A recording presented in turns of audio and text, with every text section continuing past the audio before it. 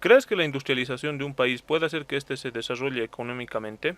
Bienvenidos a un nuevo video de Freakonomics. El día de hoy vamos a hablar sobre el mito de la industria.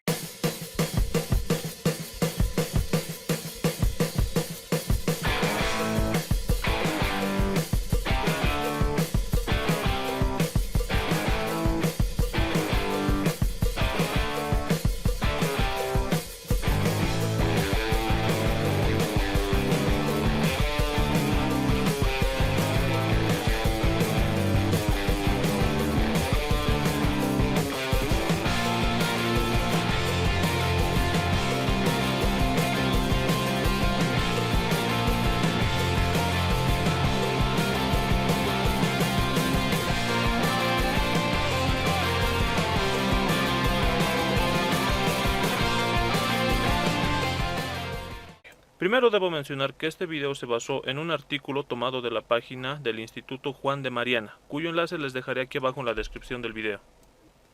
Es normal que los políticos, economistas, periodistas y demás personajes expresen sus deseos a favor del sector industrial porque argumentan que este aporta en gran medida al PIB nacional, pero tú no, porque ves Freakonomics, o al menos vas a tener razones fuertes para dudar de estos argumentos. Este mito se ha hecho más grande con la crisis generada por la pandemia ocasionada por el COVID-19, señalando que existe cierta debilidad por la dependencia del exterior, pues ahora suponen que la seguridad de un país reside en la producción de bienes estratégicos, entre comillas, dentro de sus fronteras, existiendo un criterio subjetivo para considerar como estratégico, pues puede partir desde una central eléctrica hasta una fábrica de mascarillas. Otro mito en el que caen muchos es aquel que señala que el sector industrial es preferible al sector servicios, pues al ver que las fábricas de manufacturas hayan migrado a economías tercermundistas, varias personas deducen que ha sido un error tremendo en términos de riqueza y empleo. Por ejemplo, el presidente de Francia, Emmanuel Macron, propuso el retorno al suelo francés, las factorías de los grupos Renault y PSA a cambio de subsidios. Si existen fábricas de ese calibre instaladas en el país que habitas, y si los países de origen se dedicaran a repatriar sus factorías, ¿imaginas el impacto económico negativo en la producción industrial y la reducción del nivel de vida a nivel de todo el globo? El primer mito, de la dependencia. Un país debe ser autosuficiente para producir sus bienes catalogados como estratégicos por sus gobiernos. Este nacionalismo económico aplicado en muchos momentos de la historia sufre de un miedo irracional que en algún momento por alguna extraña razón, me imagino que sobre todo política, se interrumpiera el suministro de productos de extrema necesidad. Primero debemos aclarar que los consumidores siempre dependen de los productores y viceversa. Es una relación de dependencia mutua. Es ilógico pensar que los empresarios actúen en contra de sus propios intereses. Por otro lado, tenemos a los intereses políticos, que tienen poder sobre las fábricas en territorio nacional, pues éstas pueden ser legalmente intervenidas, fiscalizadas o su producción puede llegar a ser confiscada, lo cual agrava la escasez y es un perjuicio para los consumidores. Propiese. En cambio, si se encuentra fuera de sus fronteras, su poder se reduce a cero.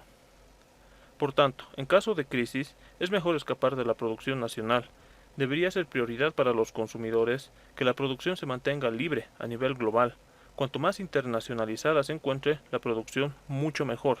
El otro mito de preferir el sector industrial frente a otros sectores como el de servicios, podemos citar a los países que son destinos turísticos y su economía tiene una alta dependencia del flujo de turistas y ahora que se ha visto agravada su situación económica por las medidas de distanciamiento social y cierre de fronteras, hacen que emerjan críticas hacia una especie de monoproducción que dejaría vulnerable a los distintos ciclos y situaciones que pudieran existir.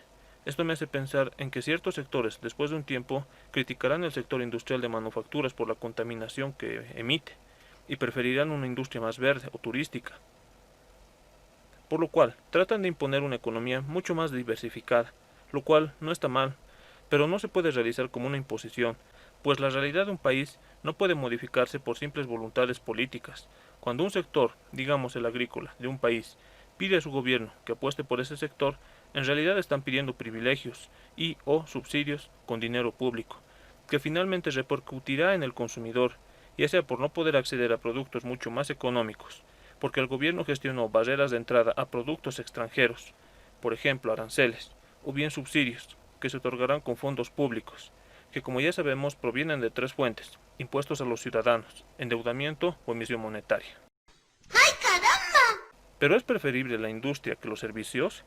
El economista Colin Clark definió la existencia de tres sectores de la economía. El primario, que es la agricultura, pesca, explotación forestal, minería, hidrocarburos. Básicamente estamos hablando de la extracción y obtención de materias primas. El secundario, o industria, energía, manufacturas, construcción.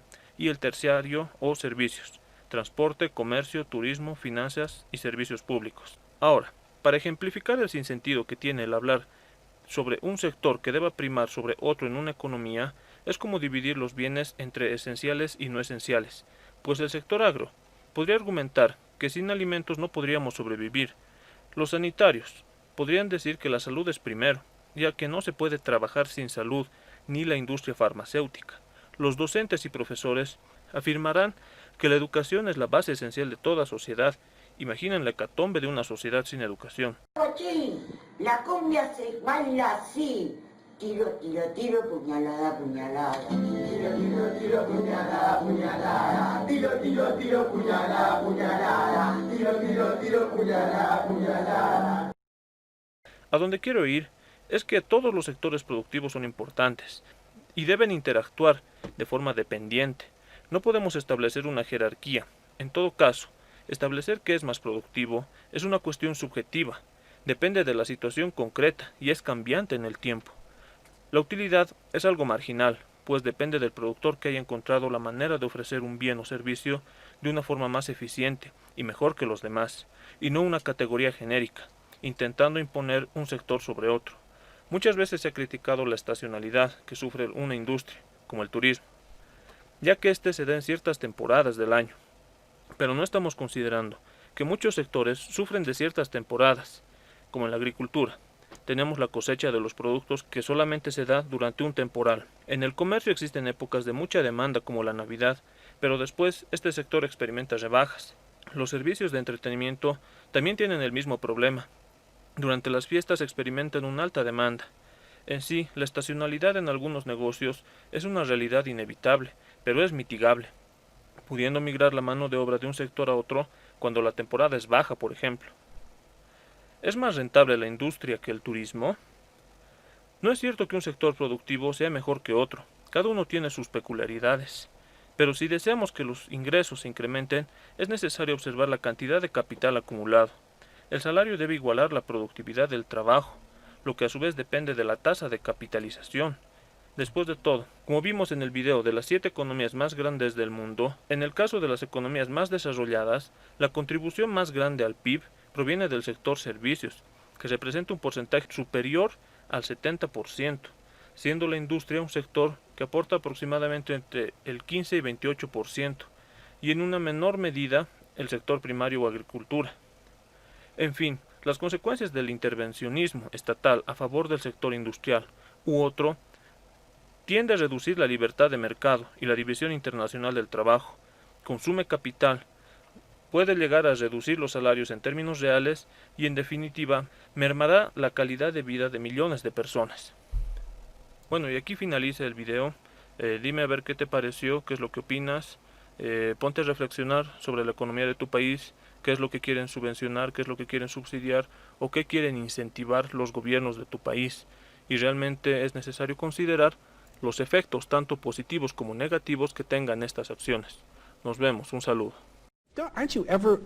Did you ever have a moment of doubt about capitalism and whether greed's a good idea to run on? Well, first of all, tell me, is there some society you know that doesn't run on greed?